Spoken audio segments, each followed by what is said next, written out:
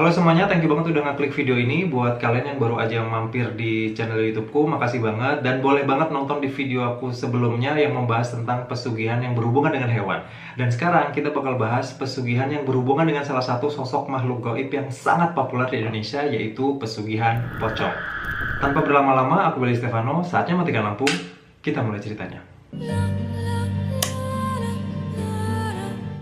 Sebelum kita lanjut, aku mau disclaimer dulu kalau misalkan bahan-bahan yang aku bahas di sini itu dari berbagai sumber. Jadi kalau misalkan ada yang salah atau ada yang perlu ditambahi atau dikurangi, kalian bisa langsung komen di bawah. Karena sebetulnya aku bukan ahli pesugihan, I'm just, someone who telling the story.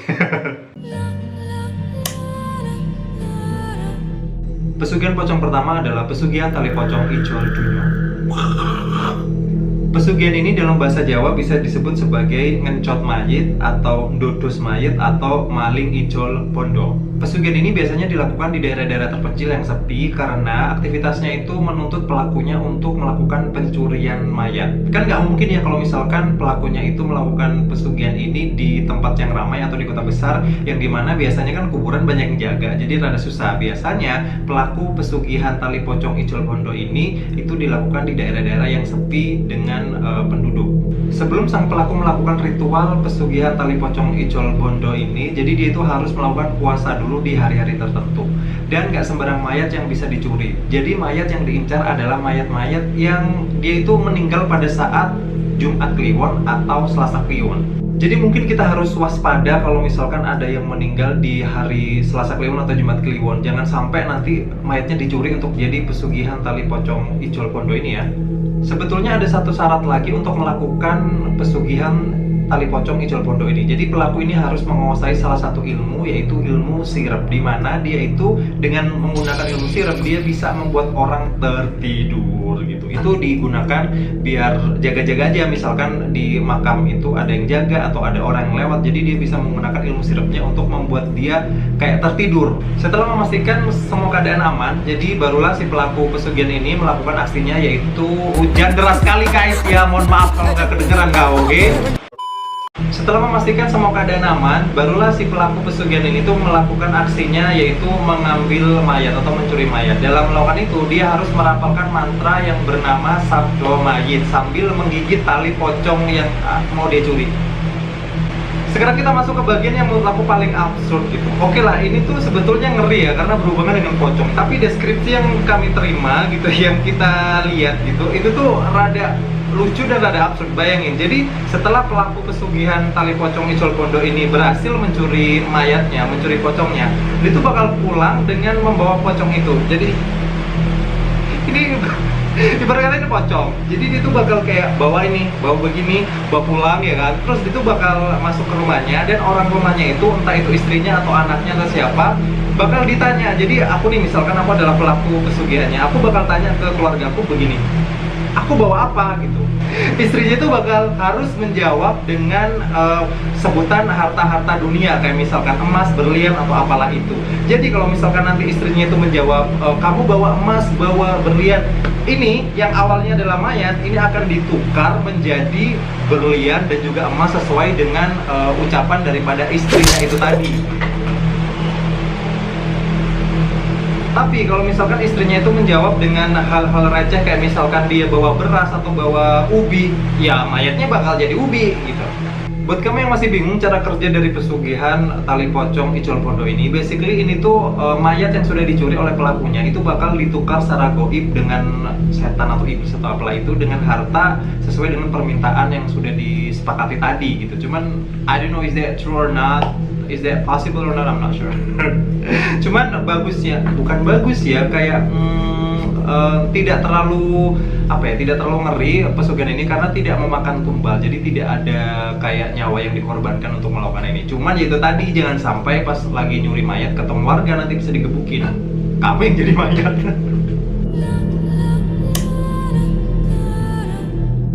Pesugihan pocong kedua adalah pesugihan tali pocong Suke Kelarisan. Pesugihan ini adalah pesugihan yang paling populer di Indonesia karena banyak banget yang pakai katanya, dan medianya adalah menggunakan tali pocong dan juga tulang dari pocong itu sendiri. Sama seperti pesugihan pocong yang tadi, ini tuh pocong dan juga tulang mayatnya itu berasal dari mayat yang meninggal di hari Selasa Kliwon dan Jumat Kliwon. Aku nggak tahu sih apa spesialnya hari-hari itu. Cuman kalau misalkan kamu tahu bisa komen di bawah, kasih tahu aku kenapa harus hari itu.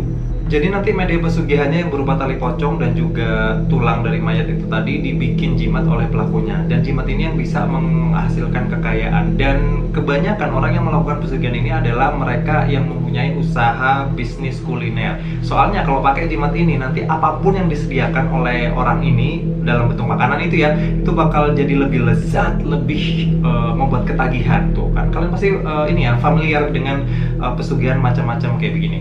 Salah satu resiko dari pesugihan ini adalah kalau misalnya ada seorang pelanggan yang makan di restoran atau tempat makan dengan pesugihan pocong ini, terus dia itu adalah orang yang indigo bisa dibilang, atau mungkin dia bisa lihat hantu gitu ya, dia gak bakal bisa makan di sana karena nggak nafsu. Soalnya dia bakal tahu ada pocong di sana, terus pocongnya itu melakukan apa gitu ke makanannya, tadi ludahin, tadi dudukin sama pocongnya. Jadi dia nggak bakal nafsu makan. Iya dong, jangankan pocong yang ngeludahin, kau aja ngeludahin aku juga gak bakal mau makan lah. Pesugihan ini tuh disukai banget sama orang-orang yang ingin buka usaha kuliner karena ini merupakan pesugihan yang tidak memakan tumbal. Cuman ada resikonya, selain tadi ketahuan sama orang indigo, ini juga pas lagi mengambil tali pocong dan juga tulang belulang tadi kan penuh resiko ya. Kalau misal ketahuan, ada hukum di negara kita juga kalau misal ketahuan mencuri pocong itu hukumannya 7 tahun penjara. Jadi ya lumayan ngeri kalau misal ketahuan gitu ya. Ciri-ciri dari pesugihan ini sebetulnya gampang sekali dan sudah sangat populer dibahas di mana-mana. Kalau misalkan kau beli makanan di tempat yang ada pesugihan pocongnya ini, pas dibawa pulang itu rasanya beda, rasanya nggak enak. Itu salah satu ciri-ciri tempat tersebut menggunakan pesugihan pocong penglaris ini. Pesugihan yang terakhir, yang ketiga, adalah pesugihan kandang bubrah. Pesugihan kandang bubrah ini punya salah satu ciri khas di mana pelakunya itu suka membangun rumah, karena membangun rumah adalah salah satu syarat untuk melakukan pesugihan kandang bubrah ini. Dan ini merupakan pesugihan pocong yang paling mengerikan dan paling sadis karena ini melibatkan tumbalnya sendiri itu keturunan, anak keturunan dari pelaku pesugihannya ini. Kalau bisa lebih dispesifik, jadi yang bakal ditumbalkan dan pasti bakal ditumbalkan oleh pesugihan ini adalah cucu pertama dari orang yang melakukan pesugihan tersebut. Pesugihan ini nggak bisa dilakukan oleh orang sembarangan karena siapapun yang ingin melakukan pesugihan ini harus dibantu atau dibimbing oleh guru spiritual yang sudah pro dalam hal pesugihan pocong ini gitu. Dan orang yang melakukan pesugihan ini syaratnya harus punya istri atau punya suami, dalam arti sepasang suami istri yang sah, karena mereka harus istilahnya berjanji begitu untuk melakoni pesugihan ini sampai akhir hayat mereka. Ritual dari pesugihan ini adalah setelah suami istri tadi melakukan perjanjian dengan goib, maka mereka diperintahkan untuk membuat sepasang pocong-pocongan yang terbuat dari merang padi atau istilahnya limbah daripada padi.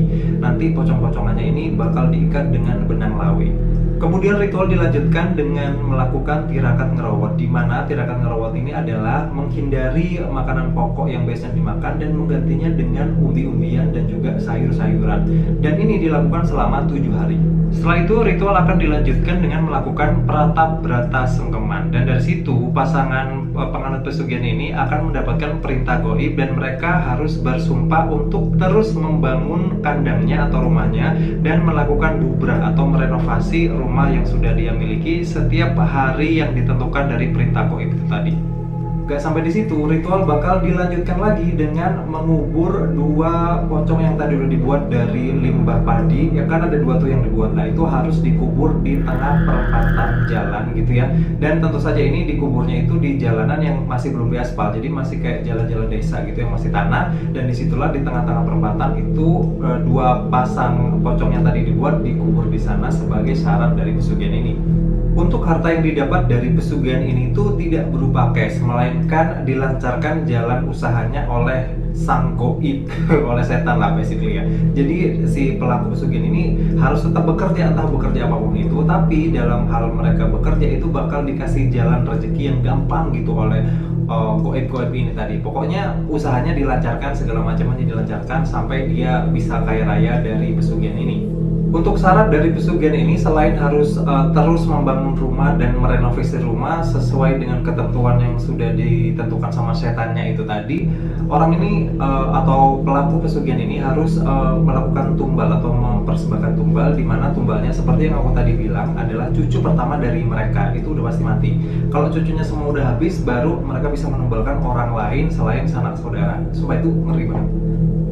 Untuk menyamarkan pelaku pesugihan ini biasanya dilakukan oleh orang yang sebetulnya udah kaya. Jadi dia itu udah punya banyak rumah atau udah punya beberapa rumah dan udah terbiasa merenovasi rumah. Jadi pada saat dia melakukan pesugihan ini, udah nggak ada yang curiga lagi kalau misal dia membangun rumah lagi atau merenovasi rumah lagi, karena emang pada dasarnya dia kaya dan bakal semakin kaya dengan melakukan pesugihan ini. Itu tadi pesugihan-pesugihan yang berhubungan dengan pocong atau menggunakan pocong sebagai medianya. Semoga kita semua ini terhindar dari hal-hal semacam itu, karena mau gimana pun perjanjian dengan setan itu ya sangat-sangat salah. Segini dulu video kita di episode kali ini. Makasih banget yang udah nonton dari awal sampai akhir. Kalau misalkan teman-teman punya pertanyaan atau ada request apa nih kira-kira yang cocok dibahas di channel ini, boleh langsung tulis di kolom komentar. Makasih banget, sampai ketemu di video kita selanjutnya. Bye-bye. Ini di Jawa disebut sebagai nyakot mayat atau ndodus mayat atau maling ijol pondok. Rumit ya? Nyakot, ngencot. Ngencot. Apa? Apa ya di channel ini? Request pembahasan apa lagi yang kira-kira cocok di Tintin.